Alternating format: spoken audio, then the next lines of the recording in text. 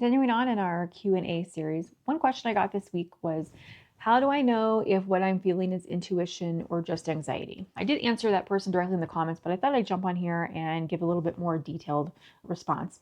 So intuition is quiet. It's more body-based. It's more felt.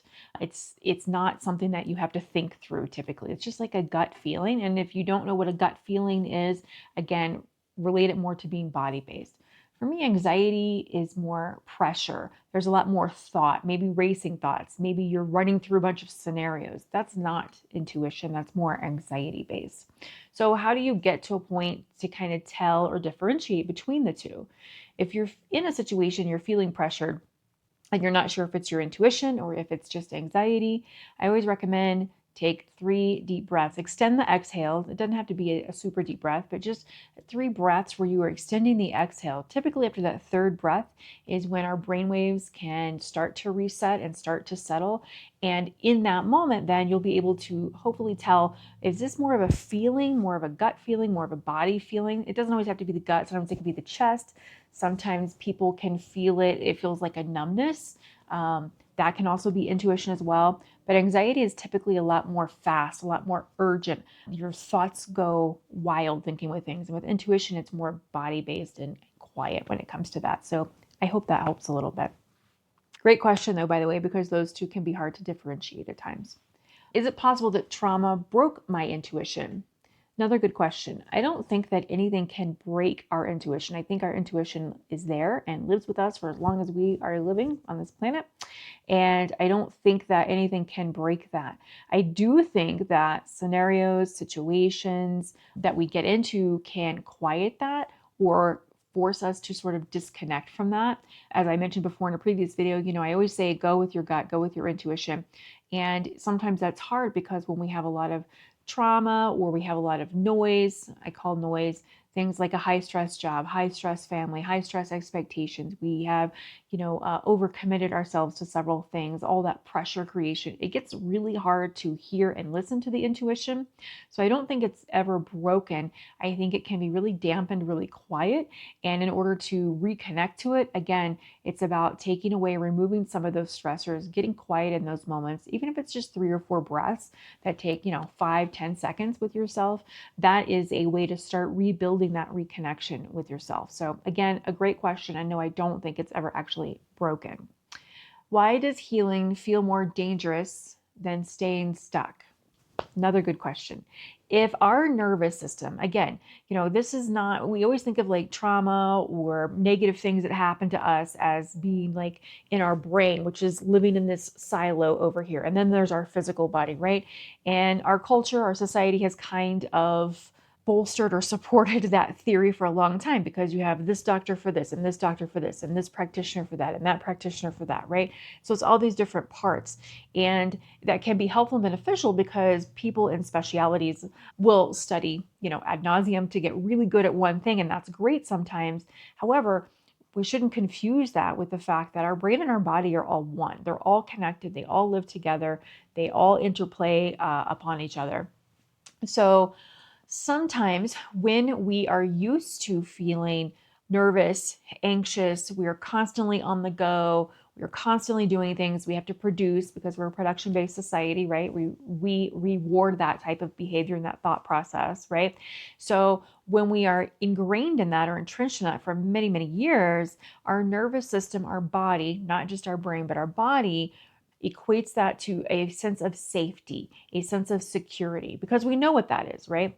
And it's just like science says, there's always the fear of the unknown. We fear what we don't know, right? So if we don't know what quote unquote healing or healthy boundaries may look like, that can be scary and frightening because, even if we say that's what we want, getting to a point where we achieve that can seem tedious and time consuming. And sometimes we get lost in the journey of that as a form of being productive. Oh, I'm working towards healing. I'm working on this and that and the other, right?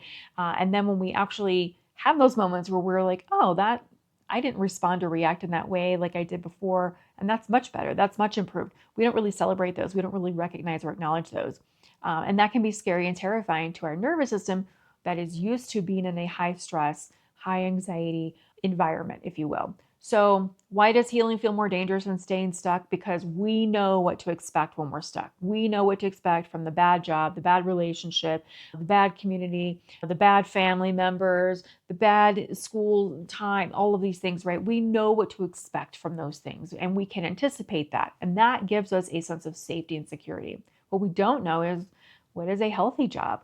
What are healthy boundaries? What are healthy relationships, right? That can feel a little uncertain, can even feel disorienting at times when we first start to dip our toe in that. So that's why healing can feel more dangerous than staying stuck. And again, this doesn't happen, you don't jump into a pool of, oh, I'm suddenly healed, everything is gone, right? It's not like you just wipe the chalkboard clean. It takes time, you take steps, and you want to build that safety, not just in your mind, not just through talking, but also through your nervous system, through your body, through your felt senses as well, so that that maintains. And when you have those encounters of a healthy job, a healthy relationship, healthy boundaries, a healthy self-care, your nervous system recognizes that as safe, because if it doesn't, you're going to continue to reject it. So that's really why it's not just all in our head. Our brain and body live simultaneously together, talk to one another, and feed off one another. So we can't just rationalize or think our way into feeling healed, if you will, so to speak. So doing the somatic practices, making your body and your nervous system feel safe. I'm really big on vagus nerve regulation as well. I think those are really the keys as far as getting a sense of safety and feeling safe when you're healing. Another great question: what is the difference between being stressed and being dysregulated? Another good question. Sometimes people use these two words interchangeably, and I guess you can do that, but it's not always accurate, right? For me, stress, there's an end. I'm stressed about paying rent, paying the car payment. I'm stressed about paying tuition. I'm stressed about kids camp. I'm stressed about, this tough time in my relationship. I'm stressed about, oh, there's a big project at my job, right? For me, stress has a time limit to it. There's an ending coming up to it, right? I know that some will say bills are not time limited, which is true to an extent, but we're not always stressed about bills all the time, hopefully. Sometimes there are times when we can pay things and not have to worry about checking our account, right? But stress is more a time limit, right? There's a period of stress, a period of intensity, and then there's relief. There's a backing off of that pressure, if you will. So that's stress. And there's distress, D-I-S, distress, which is uncomfortable. And then there's eustress, E-U, stress. And eustress is actually good stress. It's, again, time limited, and usually there's a positive outcome. Planning a vacation, planning a birthday party, going out to dinner, meeting up with friends, right? It's like, where are we going to go? Where are we going to meet? How are we going to park? Who's going to be there? Who can show up? Who can't show up, right? There's that stress of that. But then once the event happens, all that stress kind of dissipates, and that's eustress or good stress. So that's what our body is meant to handle. It's completely normal and healthy. So is distress, is just knowing how to process it. So that's stress. Dysregulation feels almost involuntary. It feels almost like we can't control it. It feels like almost we have to do all of these things to control, but there is no end in sight because it keeps going and going and going. And dysregulation would look like, if we're going to meet up with friends, who can come, who can't come, where are we going to park, what restaurant we're going to be at, oh, is the food going to be good? And then even when we are there at the event, we are also contemplating or thinking about all the things that can go wrong or that can be stressful to us as well too. So things like, what if my credit card doesn't go through? What if my car got vandalized? And then driving home, like, oh my gosh, what if I get in a car wreck? What if there's a fire? And what if the freeway's closed? Like, there's all of these things. That's what dysregulation is. And it's almost involuntary. It's almost hard to control, and it's not something you can just stop. So dysregulation can be much more chronic, much more ongoing. It can feel much more intense when it comes to that. So great questions. Stress is more time limited. There's an end to it. And dysregulation is just ongoing, and it just kind of spills over into the next thing and the next thing. So you go home from the dinner and you got to worry about getting the kids to bed or going to bed and not sleeping well. And then you wake up and you go to work and you're not performing well because you didn't sleep well, right? It just keeps going and going and going. That is more of dysregulation, where you just can't catch a break, so to speak. So I hope that answers that question, but both all really good questions. Which takes me to my next question that I got this week, which is actually really good. Can you be high functioning and still have a dysregulated nervous system? Yes, 100%. It is one of the most common presentations in high achieving individuals. Not that high achievement is bad or wrong in any way, shape, or form, but being high functioning and being regulated are not the same thing. So they can coexist, but that doesn't mean that they are the same thing, right? You can be high functioning and dysregulated or high functioning and regulated. So either of those can be true.